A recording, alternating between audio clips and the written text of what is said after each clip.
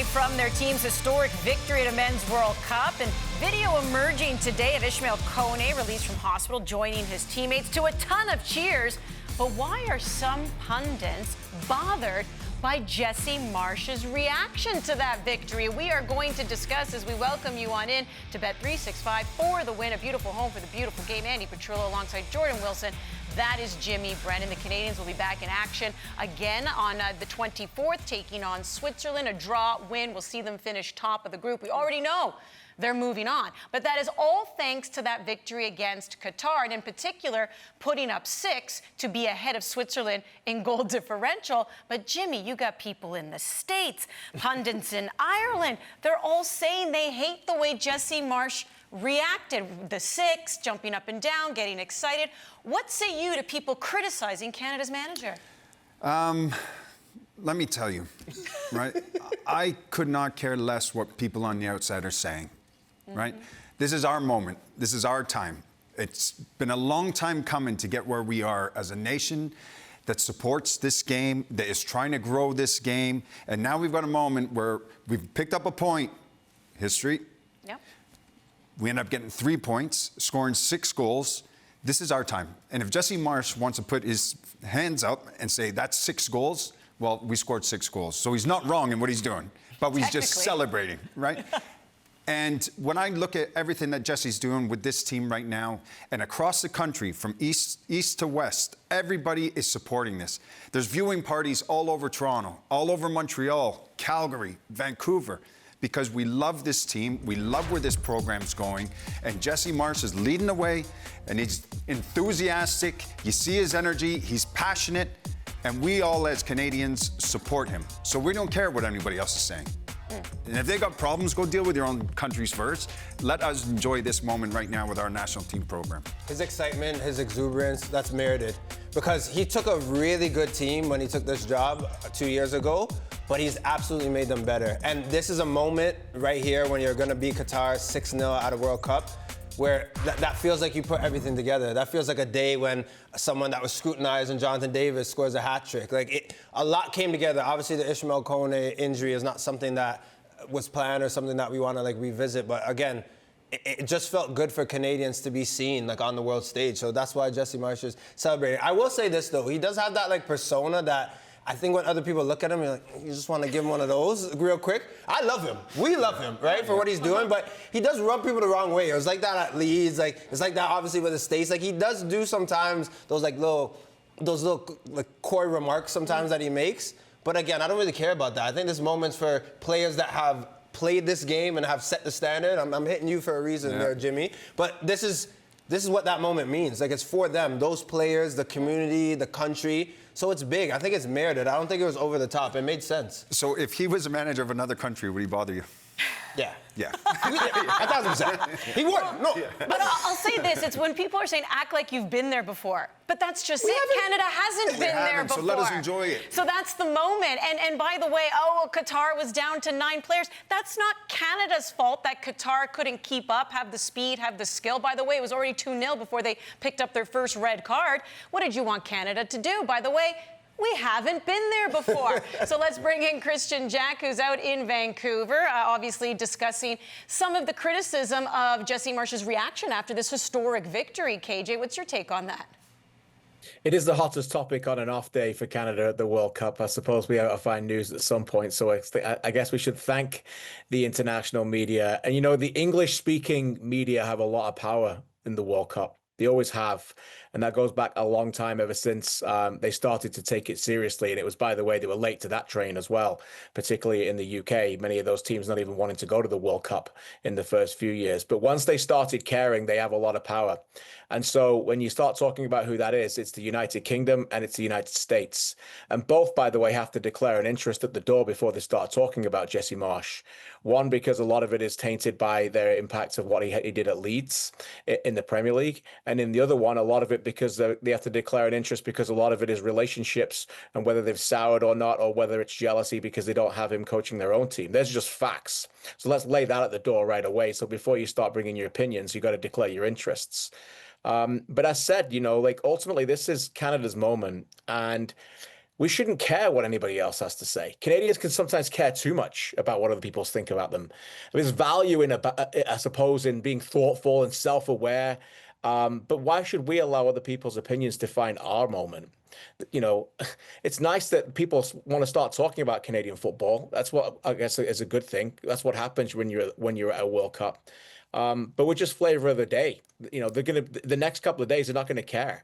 It doesn't matter whether they're calling about how bad our black kits look or how our coach celebrated it with the supporters. Who cares? Not everyone will understand this country, agree with what we're doing, approve of us. That's fine. Stop letting other people's opinions bother us and concentrate on what we need to do. It's been a long time since we've got that victory. The only people that we need to care about their opinion about Jesse Marsch are the 26 players who are blessed enough to put a shirt on and play at this World Cup. That is the only people who we need to care about. And if they are okay with what Jesse Marsch is doing, I'm okay with it too. The only question I have are about his dance moves on the sideline. That's it. Jesse, just wondering, I don't know if you were playing DJ, like I didn't know what was going on there. That's my only question. But other than that, I loved everything else. There's the upbeat and the downbeat. He's on somewhere in between. He was on his own beat. He's living somewhere in between those. He was on his own beat and definitely walking to the beat of his own drum, as Canada right now is leading Group B. As we can take a look at the standings, final group stage game will be against Switzerland. And a lot of, obviously, is what we're saying here, KJ, I'll come back to you, is like the significance of winning this group and trying to minimize that travel. Very important. I mean, obviously, Canada's still not officially booked their spot in the last 32. Looks like it's going to happen, but there's still quite a few countries and a few groups that can get to that 4 points on third place. Canada's goal difference certainly can help that as well. The facts are the facts. Like, Switzerland are coming here this week, and from what we're hearing, they're packing up. They're packing up, and they're coming to Vancouver, believing they're coming here for 2 weeks. This is really important because they base themselves in California, and if they finish second, they go back to California to play in LA in the first game of the knockout stages, as do Canada. You know, on the 28th, in 8 days' time, we're going to be talking about the first knockout game of the World Cup, and it's likely either Switzerland in that game or Canada. And the other team is going to be here in Vancouver, waiting for another 4 days, another 3 days off away from playing, another 3 days of rest, getting to play at home if it's Canada in Vancouver, knowing that if they win that game, they stay in Vancouver again and get to play another knockout game. So effectively, it's not just a game to battle for the top of the standings. It's a game for the battle of a city. You win the game, you get to stay in Vancouver, and it opens up to play 2 knockout games for you as a distinct advantage. We've seen already the massive advantages that we've had in this competition. Mexico, United States, and Canada. I went to Seattle yesterday, spoke to the American players. They could feel it.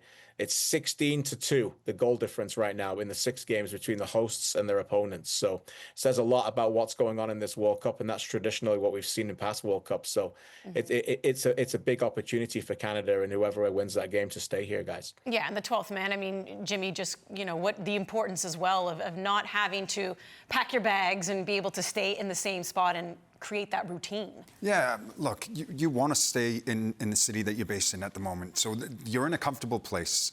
The surroundings you're familiar with, your families are there. It allows you to get prepared in the right way rather than packing all your stuff, heading to the airport, traveling, going away. They want to stay here. And the other thing is, too, you want to be playing in BC in that stadium with 50-odd thousand Canadians backing you, as opposed to going down to the States and only having a few thousand traveling Canadian fans that are going to come support. So for these guys right now, there's only one thing on their mind, is to win the group, get 7 points, and then make sure that round of 32 is in Vancouver. I'm glad you said that number 7, because I think, Gaff, like when we're looking at this World Cup months before, years before, once we found out who was going to be in Canada's group, a number that I said that would be deemed successful is 4. Like 7 is a dream, right? Like then also you get this, you get momentum. You're undefeated in group stage. There's those people, you know it, that are talking about Jesse Marsch in Canada being like, okay, yeah, you scored 6 goals at a World Cup and broke all these records, but it was against Qatar. But being Switzerland, a team that in the past few World Cups always make it to the round of 16 and always make a push, you go and beat them when you don't really need to. A draw will do. That's self-belief. Now all of a sudden, you played 3 games, you drew 1, and you're getting better and better each game that you play. Yeah. That's where Canada needs to be. And then, of course, hosting at home will be great. But now you know we've won the last 2 World Cup games. We're scoring goals. We're feeling good. That's what Canada needs to get to. They do. And do you know, let's not take anything away here from this national team. And people saying, oh, well, it's Qatar. They weren't. Qatar's first game against Switzerland, everybody said, don't underestimate this team because they're defensively organized, they're a sound team, and then they wait for that counter and they end up getting their goal rewarded. This national team, when we played Qatar, we were all over them. We didn't allow the momentum to swing because it was a 90-minute professional performance. And yeah, we made Qatar look bad. We made them look like a bang average team. But they're not. They're a decent side, but it's just our performance on the day, which was very good. He's so right. Can I quickly say as well, we watch a lot of football games. Sometimes in the first minute or two, I'm getting my chips, sour cream and onions, Ruffles. Shout out to them. I'm getting you're getting settled into the match. I couldn't move against Canada, Qatar. To Jimmy's point, from the first whistle, I was like, something's going to happen, right? It didn't happen until later on in the match, but he's so right. Front-footed and ready to go. I couldn't even get my Ruffles. I had to get a wifey to get them for me.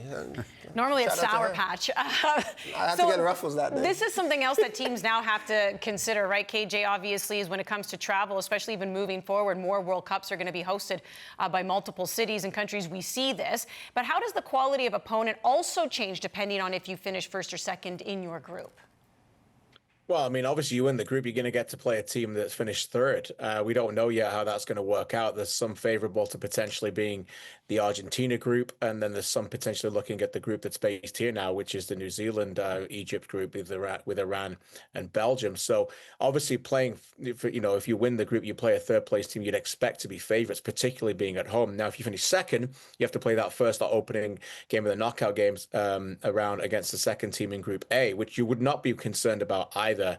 I do think it would be challenging, but I don't think it would be something that this Canadian team should be overwrought about, whether they're playing, South Africa, whether they're playing, a team like South Korea or the Czech Republic. So they're beatable opponents, but it just speaks to wanting to stay here right now. I think that's so important. The other thing I can offer for you and the viewers is just this city is on fire right now. It is absolutely electric.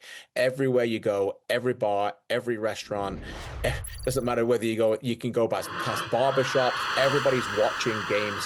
Every single game is on. You walk down the street, you hear commentary, the atmosphere.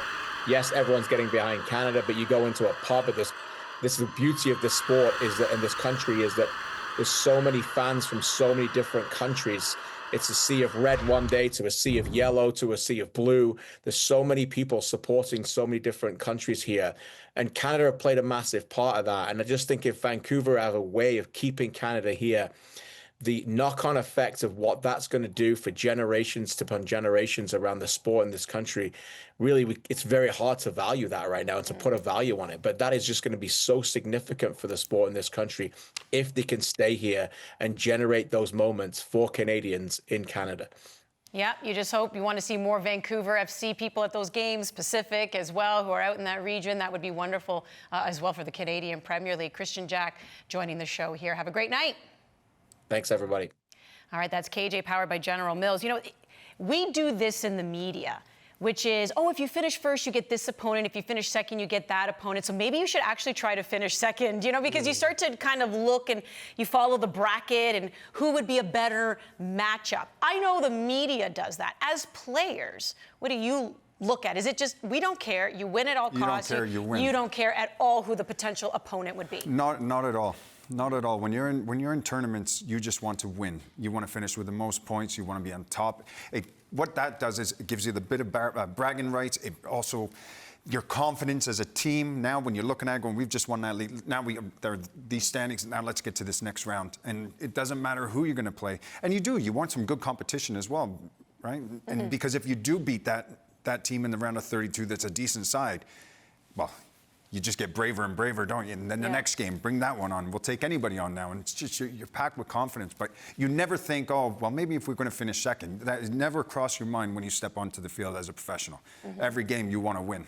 I will say, too, in tournament football, regardless whether it's grassroots, once you dip, it's really hard to get back up. Like if you could just go on a trajectory where you start raising your game and making sure that you're doing well, that's what you want. Like I've been in so many tournaments where you're like, oh, this is an easier team in the semifinals. But then it goes to penalties and it's just like you can't find a way to score because you just lost the quarterfinal game before and all of a sudden it feels like the world's against you. It's a team that you should beat, but you lost the game before and now things are difficult. That's what we don't want for Canada. We want those vibes that KJ talked about in Vancouver. You want people that don't know what's going on to get behind this team. Like we want, obviously BC plays packed out, but the streets, when you're getting in today, it feels like you're in Canada, like we're gonna go and suffocate whoever we're playing. So this team beating Switzerland, getting a good result against them, bodes well, and then round of 32, anything can happen. It's gotta feel good too, Ishmael Kone. We saw the video, he's out of hospital now, joining his team.